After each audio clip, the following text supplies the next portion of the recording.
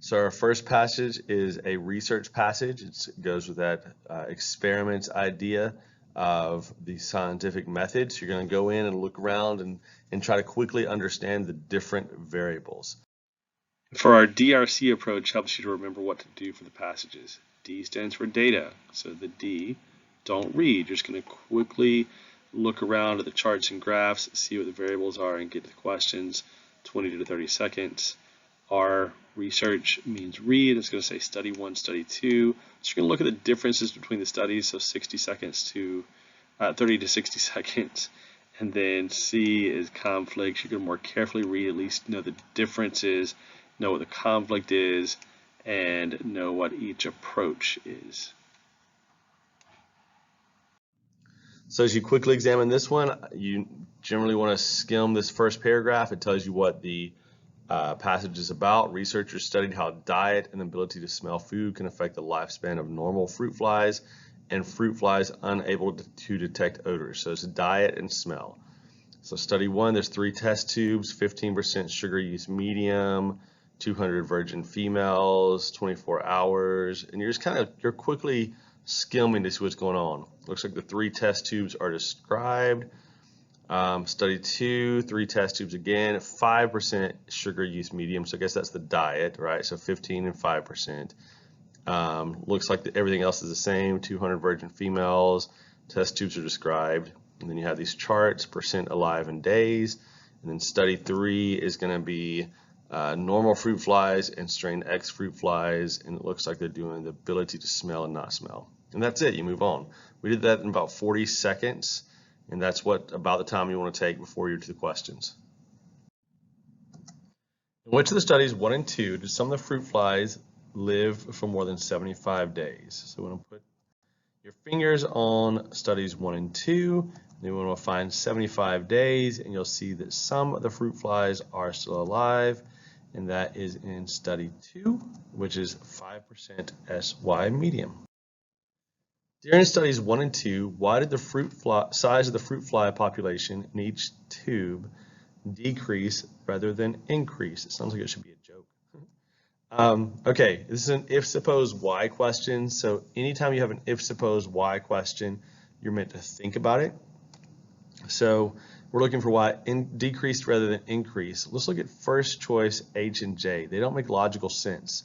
The death rate was 0 because it only contained males or females. That doesn't make logical sense. So we can eliminate H and J. And then we could go to the study and the reading. It says 200 virgin female flies were used. So the birth rate was 0 because it only contained virgin female flies. Study 1 differed from study 2 in which of the following ways? So we know from the last question that male fruit flies were not used. Only female fruit flies were used. And so we know we can eliminate choice A and B. So then we're going to look at the SY medium. So in study 1 and study 2, we have a 15% and a 5% SY medium. And in study, you always got to make sure you're looking at the right one. The SY medium in study 1 contained a higher percentage than study 2. So that would be correct. Suppose an additional trial in study 3 had been performed using a 12% SY medium, a diet with 12% sugar and 12% yeast. The average lifespan of strain X flies would most likely have been. Okay, so we're going to look at study 3, strain X, and we're going to do 12%. This is a suppose question, so you have to think about it.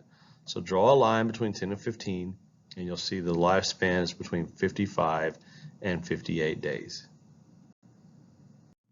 The researchers had predicted that decreasing a fruit fly's ability to detect odors would increase its lifespan. Are the results of study 3 consistent with this prediction? So we see in study 3 that strain X cannot smell, strain N can smell. So we're going to look at the percent mediums tested. We're going to see which one lives longer. Does X live longer than N? Yes, it does. So decreasing a fruit fly's ability to smell does increase its lifespan. And why? Because at each lifespan of strain X flies tested, it was longer than the average lifespan of strain N flies. So C is your answer. Okay, so this is a suppose question. So suppose questions ask you to think just a bit more. The researchers want to determine whether a defect in the ability to detect odors would change the lifespan of fruit flies fed a 15% SY medium when live yeast is added, or when additional odors from live yeast are added. Which of the following experiments should be performed? So we want to say, first, the 15% SY medium is study 1, so we have to repeat study 1, and then we also, the ability to detect odors is what we're testing. So N is normal, X lacks smell, so we want to repeat study 1 with strain X flies in order to test that hypothesis. So F. The results for which two tubes should be compared to determine how a reduced calorie diet affects lifespan in the absence of live yeast and additional odors from live yeast.